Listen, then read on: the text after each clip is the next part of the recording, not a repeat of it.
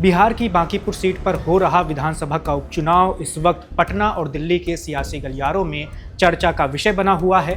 BJP के राष्ट्रीय अध्यक्ष नितिन नवीन की सीट होने की वजह से बांकीपुर पहले से ही राष्ट्रीय मीडिया की सुर्खियों में था, लेकिन जब से जनसुराज के सूत्रधार प्रशांत किशोर ने यहां से चुनाव लड़ने का ऐलान किया है, तब से लोगों की दिलचस्पी कुछ ज्यादा ही बढ़ गई है। चूंकि बांकीपुर बिहार की सबसे हाई प्रोफाइल सीटों में से एक है, मौजूदा सत्ताधारी पार्टी बीजेपी यहां पर पिछले 30 सालों से कभी भी चुनाव नहीं हारी है।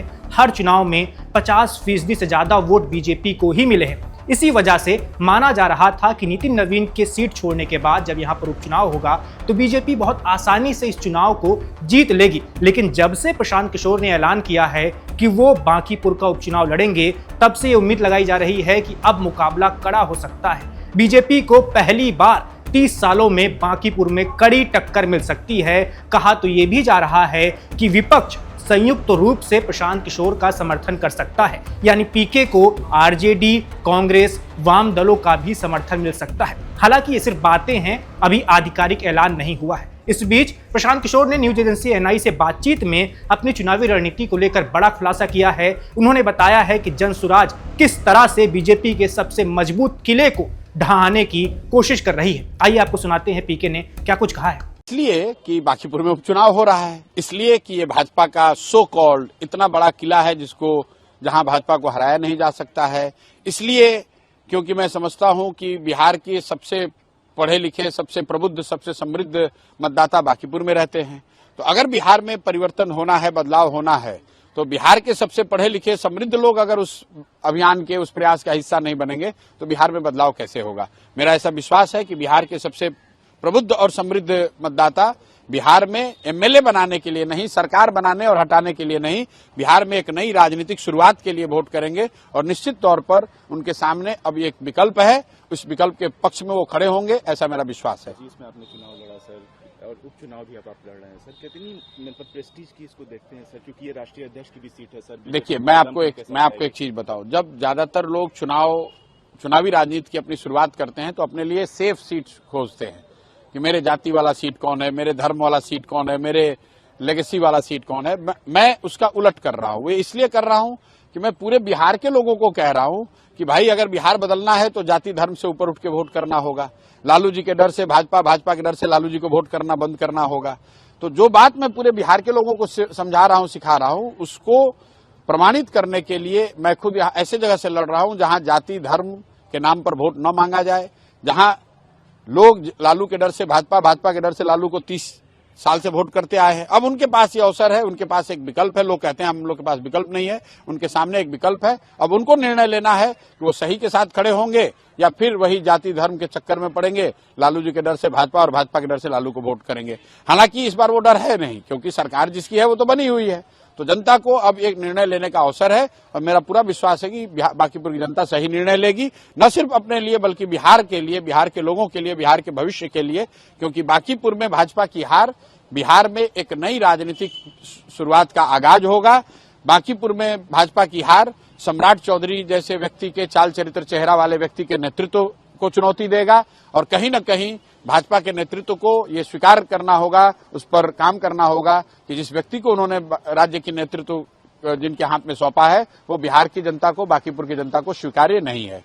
आपने ये बात कहा है कई बार भी कि पिछला चुनाव जो हुआ मुख्यमंत्री नीतीश कुमार के चेहरे पर हुआ। मैं थोड़ी ना कह रहा हूँ, तो हुआ ही, कोई ऐसा तो है नहीं। सरकार आने के बाद से पहला ये चुनाव है, उपचुनाव है, तो कितना डिफिकल्ट सोचते हैं, उन लोगों के लिए भी ये डिफिकल्ट है। आप भी इसको भाई देखिए, डिफिकल्ट है कि नहीं ये तो उनको तय करना है, लेकिन आप उनका अहंकार इस बयान में देखिए, जहां भाजपा के नेताओं से पूछा गया कि भाई प्रशांत किशोर अगर लड़ रहे हैं तो आप इसको कितनी बड़ी चुनौती देखते हैं।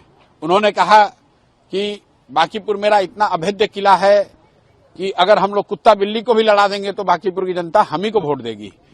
ये कॉन्फिडेंस से ज्यादा उनका अहंकार को दिखाता है। अहंकार इस बात का कि हम किसी को खड़ा करेंगे। बांकीपुर की जनता इतनी अंधभक्त है, बांकीपुर की जनता इतनी मूर्ख है कि हमको ही वोट देंगे। आप जरा समझिए, बिहार के सबसे समझदार, प्रबुद्ध, समृद्ध मतदाता के बारे में जब भाजपा के लोग ऐसी सोच रखते हैं तो बिहार के सामान्य लोगों के बारे में उनकी सोच क्या होगी। तो इस अहंकार के खिलाफ वोट पड़ेगा। सम्राट चौधरी के चेहरा, चाल चरित्र, चेहरा के खिलाफ वोट पड़ेगा।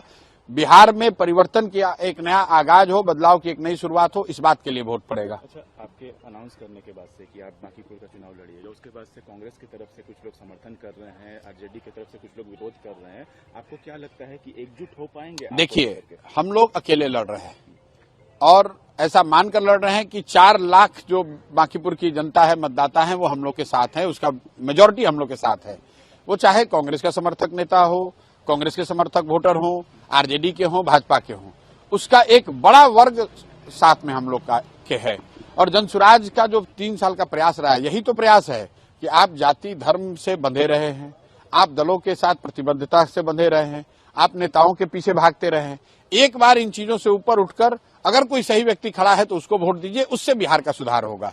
तो उस चीज को चरितार्थ करने का, उसको जमीन पर उतारने का, प्रमाणित करने का एक अवसर है।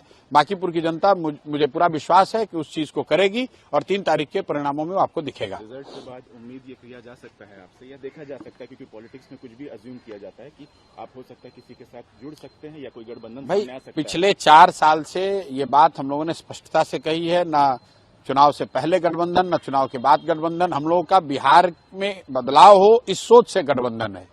बिहार में पलायन रुके, इस बात से गठबंधन है। दलों के गठबंधन करके एमएलए बनना, एमपी बनना, वो न कभी उद्देश्य था, न कभी आगे होगा। हम लोग बिहार की जनता को ये समझाने में भले पहले प्रयास में विफल रहे हो, लेकिन मेरा विश्वास है कि समय के साथ बिहार के लोग समझेंगे, देखेंगे और अपने बच्चों के लिए, अपने बच्चों के बेहतर भविष्य के लिए, बिहार के बेहतर भविष्य के लिए साथ में खड़े होंगे। हर चीज में हार जीत होती है, आप विरोध कर रहे हैं, आपको क्या लगता है कि एकजुट हो पाएंगे? देखिए, हम लोग अकेले लड़ रहे हैं और ऐसा मानकर लड़ रहे हैं कि 4 लाख जो बांकीपुर की जनता है, मतदाता है, वो हम लोग के साथ है, उसका मेजोरिटी हम लोग के साथ है। वो चाहे कांग्रेस का समर्थक नेता हो, कांग्रेस के समर्थक वोटर हो, आरजेडी के हो, भाजपा के हो, उसका एक बड़ा वर्ग साथ में हम लोग के है। और जनसुराज का जो 3 साल का प्रयास रहा है, यही तो प्रयास है कि आप जाति धर्म से बंधे रहे हैं, आप दलों के साथ प्रतिबद्धता से बंधे रहे हैं, आप नेताओं के पीछे भागते रहे हैं। एक बार इन चीजों से ऊपर उठकर अगर कोई सही व्यक्ति खड़ा है तो उसको वोट दीजिए, उससे बिहार का सुधार होगा। तो उस चीज को चरितार्थ करने का, उसको जमीन पर उतारने का, प्रमाणित करने का एक अवसर है। बांकीपुर की जनता, मुझे पूरा विश्वास है कि उस चीज को करेगी और 3 तारीख के परिणामों में वो आपको दिखेगा। रिजल्ट के बाद उम्मीद ये किया जा सकता है आपसे, या देखा जा सकता है, क्योंकि पॉलिटिक्स में कुछ भी अज्यूम किया जाता है कि आप हो सकता है किसी के साथ जुड़ सकते हैं या कोई गठबंधन भाई, सामने आ सकता है। पिछले 4 साल से ये बात हम लोगों ने स्पष्टता से कही है, ना चुनाव से पहले गठबंधन, न चुनाव के बाद गठबंधन। हम लोगों का बिहार में बदलाव हो, इस सोच से गठबंधन है। बिहार में पलायन रुके, इस बात से गठबंधन है। दलों के गठबंधन करके एमएलए बनना, एमपी बनना, वो न कभी उद्देश्य था, न कभी आगे होगा। हम लोग बिहार की जनता को ये समझाने में भले पहले प्रयास में विफल रहे हो, लेकिन मेरा विश्वास है कि समय के साथ बिहार के लोग समझेंगे, देखेंगे और अपने बच्चों के लिए, अपने बच्चों के बेहतर भविष्य के लिए, बिहार के बेहतर भविष्य के लिए साथ में खड़े होंगे। हर चीज में हार जीत होती है। आप Subscribe to One India and never miss an update. Download the One India app now.